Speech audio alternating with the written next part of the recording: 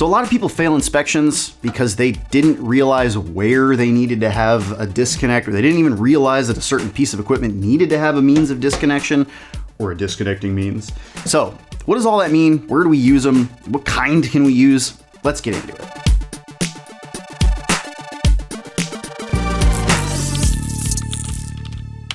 This is actually called a safety switch. On position is usually in the up, off is usually down. There's a whole bunch of different kinds of disconnects, and we'll get into that in a second, but essentially a disconnect allows somebody who's doing maintenance on a piece of equipment somewhere to just walk up and disconnect power so that they can work on it. The rest of the circuit from the disconnect back to the panel to the breaker is still live. So it's not a breaker where we would turn the entire circuit off. It's just for a very specific piece of equipment. Now, I want to reiterate for those of you out there that might not know the difference, like, can't this just act as a breaker? No, this is different than a breaker. So a circuit breaker, yes, you can use the circuit breaker to turn off and turn on a circuit, but breakers actually work a little bit differently. They sense if there's too much current. So they can kind of sense if there's a problem in the circuit and shut off. This isn't. This is just a handle that you manually have to walk up and turn on and turn off. Breakers have all kinds of other things too, like there's arc fault breakers, ground fault breakers, there's shunt trip breakers, smart breakers, and all of them have some kind of extra functionality where they can either sense something more specific as a problem, or they can have a piece of equipment or logic that can turn on or turn off the breaker. They can have remote signaling from like some data center 7 states away. They can actually control the functioning of that breaker remotely. But breakers are specifically, when there's a problem, it automatically shuts the circuit off, and a disconnect is meant for maintenance, for you to go and turn something off so that you can work on the equipment. Now, before we begin, let's talk about a few different kinds of disconnects and different ways of disconnecting power. So this first one that we just talked about, this is a really common thing that you're probably going to see around larger pieces of equipment. You might see this at a service. So some people have services where there's a meter and then a service panel, and then there's a main breaker in that panel, and that is the main service disconnect. That disconnects the whole world, the whole rest of the electrical system. Other people don't have that. They might have a meter that goes right into a disconnect, and it's only a disconnect that will disconnect a feeder that's running somewhere else, maybe splitting off into multiple different panels and sub-panels and stuff down the line. So you might just see a service rated disconnect. But this disconnect is a 30 amp disconnect. It's 600 volts, so it handles up to 600 volts. It's a type 12, so there's different NEMA numbers. There's like NEMA 1, which is indoor rated, NEMA 3, which is outdoor rated, 3R, rainproof, things like that.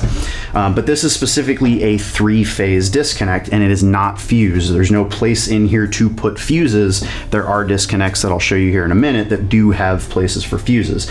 So we have our 3 incoming conductors, or 3 incoming ungrounded conductors, and our 3 outgoing. We've got ground lugs down there, but this handle engages the blades inside and like a switch connects them, and then turn it off and it disengages them. So that is this type of disconnect. Another thing that you'll see that we can use to disconnect power is a breaker. Now, there are times where we don't need a disconnect for a piece of equipment because we're near the equipment and there's a panel right there, and we can just flip the breaker and shut that off. So we do use breakers as disconnects sometimes, but there are some rules for that in code. Another thing that you'll probably see is a switch. So this is a single pole switch. You could have a 2-pole switch where if you had like 240 volts coming in and then 240 volts leaving, you could turn off a 220 or 240 volt motor or something like that, as long as it's within 20 amps, because this thing's only 20 amp rated. So you can't turn off like a 60 amp load with something like this. So you're kind of limited in what you can turn on and turn off. And then this is a 15 amp receptacle. So this is not, there's no way to like turn this device on or off, but you can take a cord and disconnect it, and now whatever equipment was plugged into that, it's not connected, right? It's disconnected. So they still do allow receptacles to be a means of disconnecting power. And then lastly, you'll probably see these at a lot of like water heaters or air conditioners. We call them AC disconnects. They're rated up to 60 amps, 240 volts, single phase 2-wire. So with these, the means of disconnection is a little bit different. There's a handle on the inside of this. So these pieces of metal, this is connected to this, right? It's one piece of metal. And same for this one. So the two holes on one side connect incoming and outgoing, and then we have incoming and outgoing. So when we look in here, we've got 4 little pieces of metal that are not connected. When I insert this in here, it connects this to this. It sends my incoming to my outgoing, and then same thing over here, it connects this to this. So when I want to, like allow the unit to turn on, I just slip this in there and it's in the on position. And then if I don't want it to work, then I pull it out and I can flip these blades around and put this back in. So now I don't have any live parts exposed. It's protected against touching, but it's in the off position. So these are very, very common as well. But these are just different ways that you can disconnect power for the sake of working on a piece of equipment for maintenance. Now let's look at a few bigger disconnects. So Schneider Electric sent me a few of their VisiPacT disconnects. These are actually kind of cool because they have a little visible window inside of them. So traditionally, if there was a problem with a piece of equipment, you'd have to actually turn the piece of equipment off and open up and kind of look in here to see if there's anything wrong, if something's burnt up or if there's a loose connection or something like that. But having a window now means that, especially if you're working in an industrial environment or something like that, where you're kind of continually doing maintenance on the same equipment, you can just walk up and look on the wall, look through this thing, flash a light in there and just see if anything's up. So it's nice to have a window so you don't even have to open this up to do an inspection of what's going on in here. It also allows you a little bit more space, like if you wanted to put a little placard or something here, there's a lot of space for you to label and put on whatever you want. And what's also cool is there's this little hook hole here. So if you have a disconnect that's kind of up high, or you don't want to actually reach in with your hand, you can have a hook stick and you can pull this thing down because they have the space for it. All 3 of these disconnects are lockable in the on position and in the off position, which is really cool because there's a lot of times where I've got something on, say that I'm working on a fire pump and I don't want anybody to be able to shut this thing off. I can put a hook through this hole, and then when I go to try to turn this off, it will not turn off because the lock is blocking it. But also, if I want it lockable in the off position, like if I'm working on something and I don't want somebody coming behind and energizing something while I'm over working at a piece of equipment, I get electrocuted, I can actually lock it in the off position as well, so that handle cannot be put up. So let's look at each one of these. This is a 30 amp disconnect, a 60 amp disconnect, and a 100 amp disconnect. All 3 of these are 3-phase, and these 2 are non-fusible. Just means that there's no place for fuses to go in them. They both have 3 conductors in, 3 conductors out. This has a neutral, spot for neutral in and out.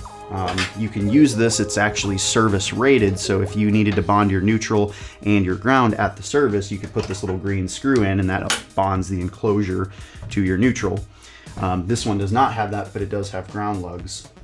And then this one over here, our 100 amp, is also 3-phase, but you'll notice it's fusible. So there's a difference when you order disconnects from a supply house. They always want to know what NEMA type. Is it indoor, outdoor? They want to know, is it 3-phase, single phase? And they want to know if it's fusible or not fusible. So this is fusible, meaning I could actually use this disconnect for overcurrent protection as well, whereas these don't have any way to cut the circuit. If there's a problem with the circuit, you have to manually come up. You could actually put fuses in this and the fuses will break if there is a problem. And my favorite part, I love using Square D stuff in general just because the clunk, oh, it's so satisfying. There's something about the way that they build the spring mechanism that clunk is it's got its own reputation, right? I love it. So if you're interested about the clunk, you want to know more, there's a link in the description below, and you can check out more about the VisiPacT series.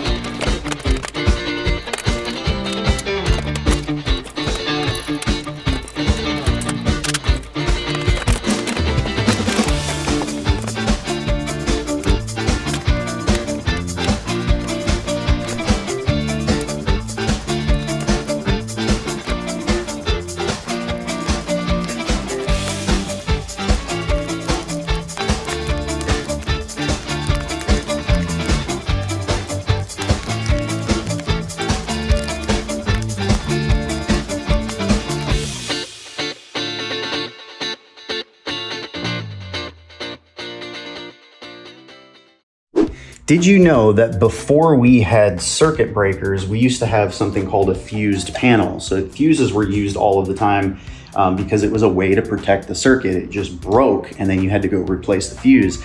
But somewhere around the 60s, they started creating circuit breakers, and the benefit of a circuit breaker is that it can be reused constantly over and over and over, whereas a fuse, every time it blows, it has to be replaced.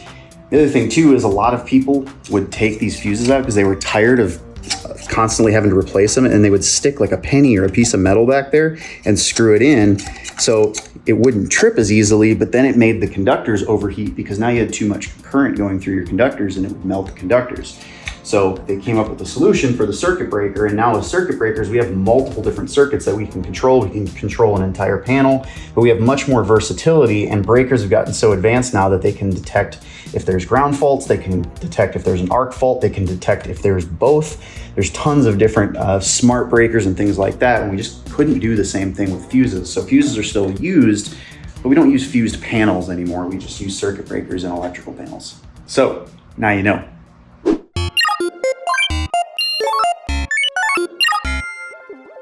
Let's talk a little bit about what happens when we can't shut power off. So typically how an entire electrical system works is that we have a generating station that is using nature in some way to collect the energy from the movement of something. Some sort of natural process like a waterfall. It just doesn't stop, it just keeps going.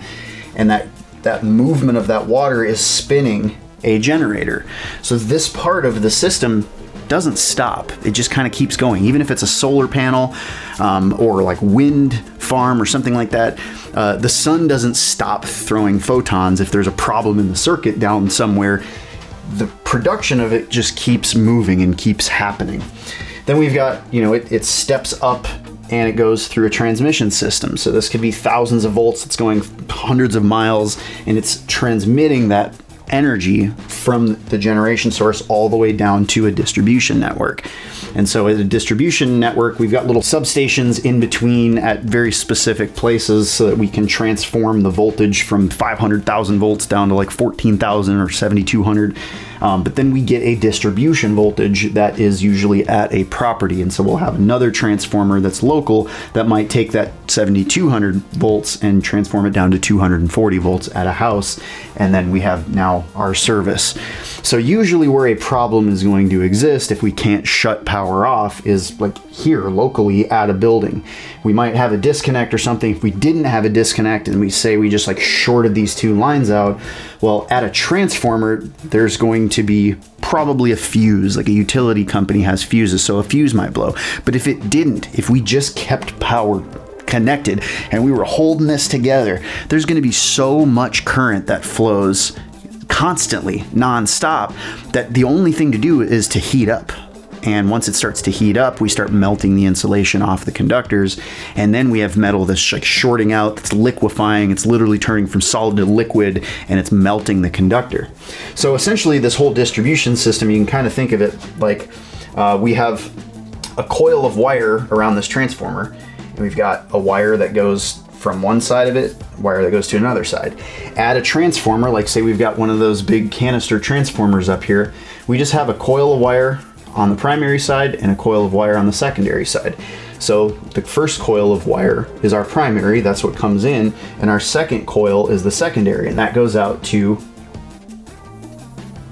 another coil somewhere. So inside of our house, through our electrical panel, through all the breakers, we just have these two wires. They're going through breakers, sure, but they're essentially going to a piece of equipment, to a machine, to a fan, ceiling fan, floor fan, wash machine, dryer, something, but it's just another coil of wire.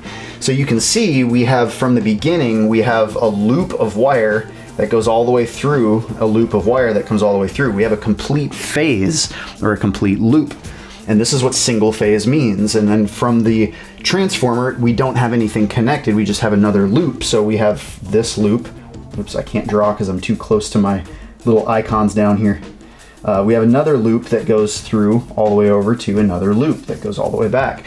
So we have a complete loop. So if we were to cancel this whole thing out, and just touch these two conductors together, we're gonna have current that flows just in this one loop. We're gonna have a crazy amount of current. And so that is where the problem exists. So within here, we're gonna have a whole bunch of heating. What happens when things burn up is components, you know, the weakest part of a system, when you have too much current flowing through the system, the weakest points are always going to be the things that burn up first. So inside of a computer board, we might have these little like resistors and diodes and things like that. These are the places where it's going to explode first and it's going to blow up. But if for some reason it does this in a way which the circuit's still connected through the rest of it, it's still going to keep allowing current to flow through. It all depends on where the short circuit is or where the problem is. The other thing that happens is conductors, when they're touching each other and there's no way to shut that power off, there's no overcurrent protection, there's nothing that's going to trip to stop that from happening, it's just going to keep going. It's going to keep pushing current through so much that it's going to start heating up the insulation and melting the insulation, so now there's exposed copper, and that exposed copper, if it's not properly grounded or something like that, could touch something metal, and now the whole piece of metal is energized.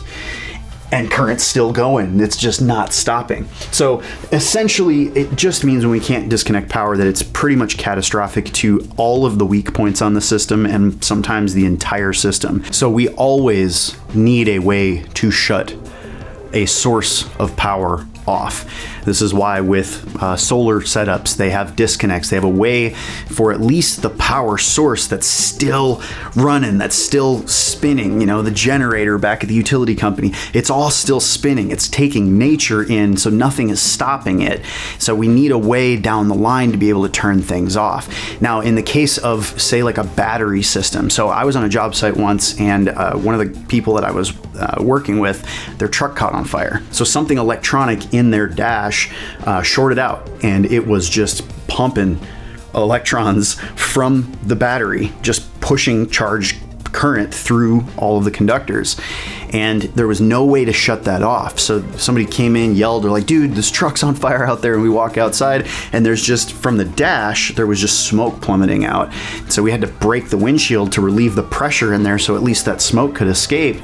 And I started grabbing a bunch of fire extinguishers, and we were just dumping fire extinguishers in there on the dash, but it just kept roaring because it's an electrical fire, right? As long as the source has a way to connect at the end, it's going to keep going. There's no way to disconnect that power. So we just dumped and dumped, waited for the fire department to come, and at this point it spread to the fuel tank. The whole truck was just up in a huge blaze, and the fire department even sat there and they sprayed 2 trucks worth of their suppressant on that thing, and it didn't stop. They got to the point where the entire truck burnt down all the way, and the fire stopped finally.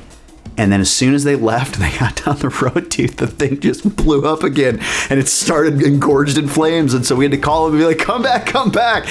So it just goes to show, if there's a way for a power source which is continually running for as long as there's a difference of potential, right? At a certain point, a battery, you keep running current through it, it's going to get to the point where there's no longer a difference of potential. There's no longer voltage, because everything on the inside of that battery is at the same potential. So there's no separation of charge. So until that happens, though, there's no way to disconnect that. So that's why a lot of electrical fires cause just a catastrophic amount of damage, because a lot of times there's actually no way to disconnect things. So when a house has an electrical problem and there's an electrical fire, the fire department usually has to figure out some way to get in touch with the utility company to de-energize the line so it stops producing any amount of current, or it stops producing voltage so that current can keep traveling in that loop. They got to have some way to like break it, disengage it. And so a lot of people's houses and a lot of commercial buildings now, they're rethinking about having disconnects at services, and some people want disconnects on the line side of the service. So before the meter, there's a way for the utility company to come and disengage that meter so they don't have a problem that they can't get control of by somehow disengaging that system without having to wait for the utility company to come. So let's see what code says about disconnecting means. We're going to look, disconnecting means is like all over the code book. Every specific piece of equipment and environment, there's different reasons that we're going to have different rules for disconnecting means. But kind of generally, if we look at appliances in general, we're going to be in 422.30 under disconnecting means. So a couple of the things in here, they specifically talk about certain sized appliances, or they talk about things that have an attachment plug, you know, a receptacle. If you're using a unit switch as a disconnecting means, if you're in a 1-family, 2-family dwelling. So I highly recommend you go through here. But in general, most disconnecting means just need to be in line of sight, and a lot of them need to be lockable in the open position. So this is the closed position, right? This is when the equipment's on, but when we open it, we have to have a way to lock it in that open position. So if a technician is working on a piece of equipment, there's no way somebody can go flip this on and get them electrocuted. So I hope you learned something about disconnects, disconnecting means of disconnection. Again, check the link in the description below if you're curious about one of these VisiPacTs. Love you, crazy people. I'll see you in the next one.